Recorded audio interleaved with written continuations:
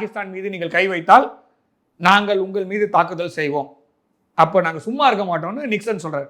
இந்திரா காந்தி அவர்கள் அதுக்கு மேலே ஒரு வார்த்தை கூட பேசாம நீங்க சொல்ற அளவுக்குலாம் நாடு நடத்துற அளவுக்கு நாங்க இல்லை, எங்க நாடு ரொம்ப பெரிய நாடு, எங்க நாட்டுக்குன்னு வரலாறு இருக்கு, உங்களை மாதிரி 200 வருஷம் இருக்கக்கூடிய அப்போ 200 வருஷம் கூட கிடையாது, அப்போ 190 வருஷம் தான்.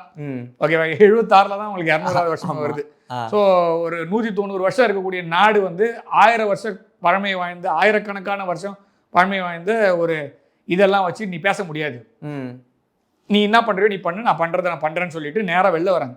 வெளில வரும்போது ஹென்ரி கிசிங்கர் வந்து அப்போ national security advisor, presidential advisor. ஆமாம், நீங்கள் தப்பு பண்ணுறீங்க, இந்த மாதிரி நம்ம பேசி பார்க்கலான்னு, பேசுறதுக்கு எதுவும் இல்லை, நீங்கள் பண்ணுறது நீங்கள் பண்ணுங்கள், நாங்கள் பண்ணுறது நாங்கள் பண்ணுறேன்னு சொல்லிட்டு நேராக டெல்லிக்கு வந்துட்ட பிறகு முதலில் அழைத்தது வாஜ்பாய் அவர்களை தான். முதலில் அழைத்தது எதிர்கட்சியில் இருக்கக்கூடிய வாஜ்பாய் அவர்களை. பாகிஸ்தான் வந்து பங்களாதேஷில் பண்ணுறது தப்பு, அப்போ ஈஸ்ட் பாகிஸ்தானாக இருந்தது, அதற்கு நாங்கள் கண்டிப்பாக பதிலடி கொடுப்போம் அப்படின்றது தான் அங்கே மெசேஜ் கன்வே. வந்த உடனே வாஜ்பாய் அவர்களை எதிர்கட்சி தலைவராக இருந்தாலும் நம்பிக்கைன்றது பாருங்க, இப்ப இருக்க எதிர்கட்சியில எப்படி இருக்கு, நம்ப முடியுதா? அன்னைக்கு இப்ப இவர் பேசுறாரு நம்மளுடைய எதிர்கட்சி தலைவர், இவருடைய சொந்த பாட்டி, ஓகேவா, அந்த ரத்தம் தான் இவர் உடம்புல ஓடுதுன்னா இவர் எப்படி யோசிக்கணும்னு பாருங்க.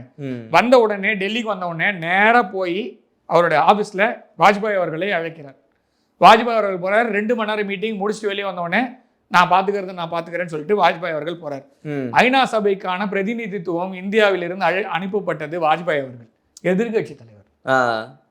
பாருங்க எவ்வளவு பெரிய விஷயம் பாருங்க. அவர் போய் இந்தியாவை ரெப்ரசென்ட் பண்றாரு. அப்ப சொல்லும் போது இந்தியா வந்து எப்படி இருக்கிறது அப்படின்னு பிபிசி கேட்கும் போது, இந்தியா பலமாக இருக்கிறது, நீங்க எதிர்பார்க்கறது நடக்காது அப்படின்னு வாஜ்பாய் அவர்கள் பதில் சொல்லிட்டு போய் ஐநா சபையில இந்தியாவிற்கான குரலாக தான் அவர் ஒழித்தாரே தவிர ஒரு கட்சிக்கான ஒரு எதிரி கட்சியோ இந்தியாவில் இருக்கக்கூடிய அனைத்து மக்களுக்கான குரலாக அவர் எதிரொலித்தார். அதற்கு பின்னால் 1971 நம்ம பாகிஸ்தானை 2ஆ உடைச்சோம்.